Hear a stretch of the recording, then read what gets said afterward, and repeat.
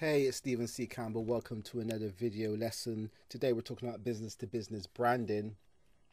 I have had a few emails, about 25 emails actually, on business to business branding since I wrote some stuff on my blog about it. I do run a business to business branding seminar in company and do some consulting in this particular area. So here's a short video detailing some of the components of the or my thought process in terms of developing the seminar and development strategy framework. In case you don't know, that's a picture of me at a recent business trip which I made to China. So moving on, the first thing to say is that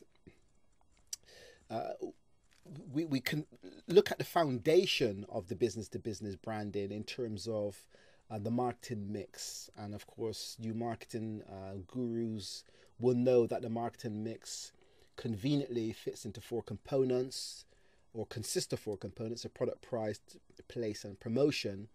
And the first thing to say is that when it comes to branding, branding transcends the marketing mix. What do we mean by that? Well, let's explain. First of all, let's take the product.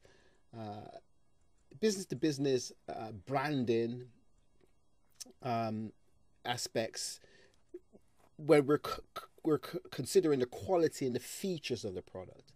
So let's take the features first.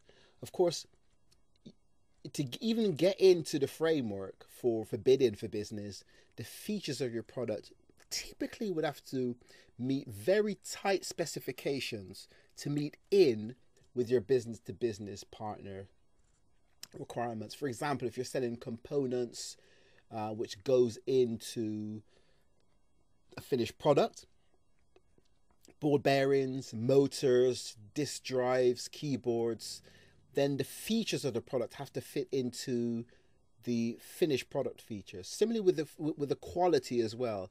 Remember, the quality of the finished product is directly proportional to the weakest link's quality, and we want to make sure that that weakest link's quality is not ours. That's a function of our brand to our business partner. If our product fails, then their brand suffers. So we want to make sure that we fit in with them. If you go to the supermarket and you buy a loaf of bread, tin of beans, can of beer, and something's wrong with the quality, then you take it back to the supermarket and you get a refund.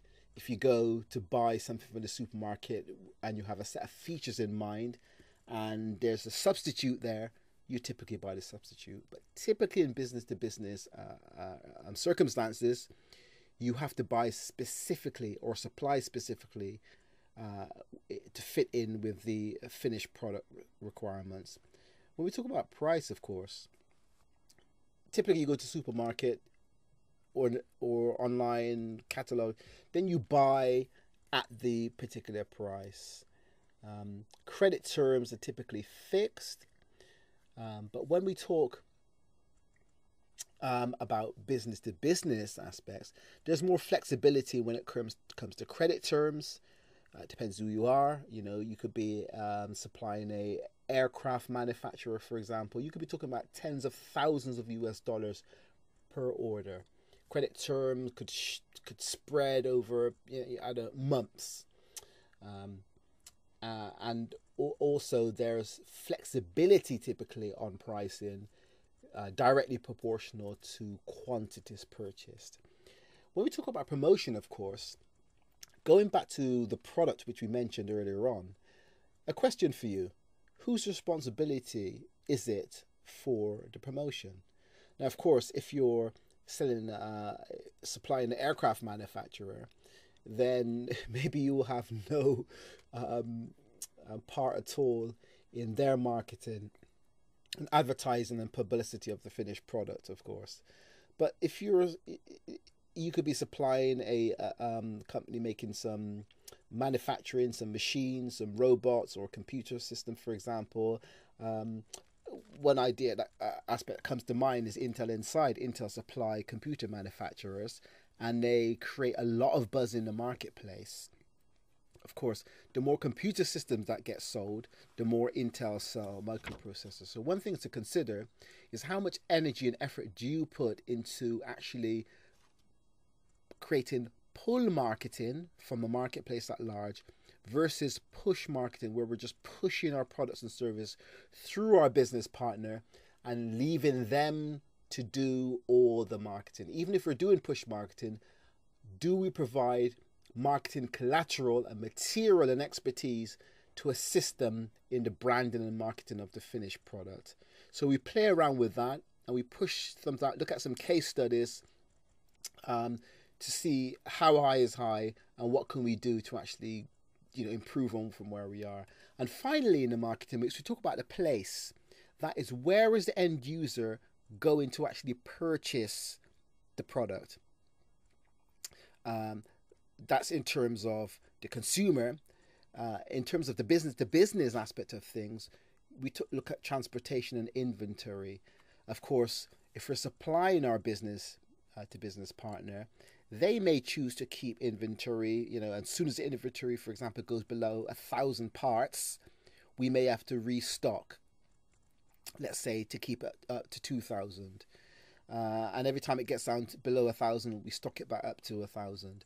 Now, for that to be slick and seamless, we would need to have the necessary computer systems in place, along with the transportation, and maybe we ourselves would need to stock components close to our business partner.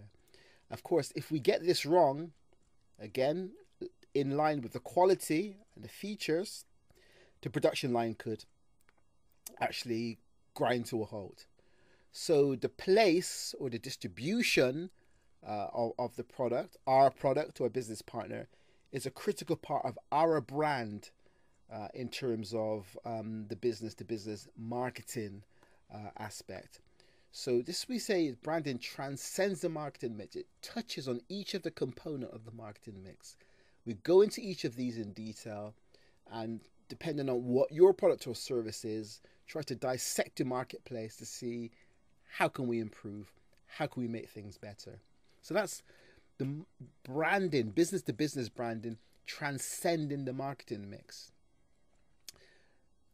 Moving on, we take some time out to look at business-to-business versus consumer marketing. And for example, we just touch on a few here. The purchase frequency. Typically, you will see that business-to-business environments would be purchasing more infrequently. That is to say, someone could go to the shop 4 or 5 days a week to buy bread or to buy milk. Whereas if you have a manufacturing line, typically you would have stock of that component. And as we said before, when it goes below a particular level, they will stock that up. Even if they're running a just-in-time environment, typically they would have purchased the required quantity up front to guarantee delivery. So purchasing typically is infrequent. And so we need to build this in to the mix where we're looking at managing this aspect of the business more efficiently. When it comes to decision making, again, typically we could be talking about, years in some cases before we get the decision whether someone's going to purchase from us or not. So typically it's formalized, lengthy purchasing processes. One of the frustrating things for companies is when they spend months and months and months talking to someone within a company, hoping to sell their widgets on tens of thousands of widgets, and they find out they're speaking to the wrong person. Critically important to identify the key decision makers up front. And again, in line with the purchasing frequencies, typically the quantities are large quantities purchased infrequently. Consumer purchasing is typically frequent, small quantities.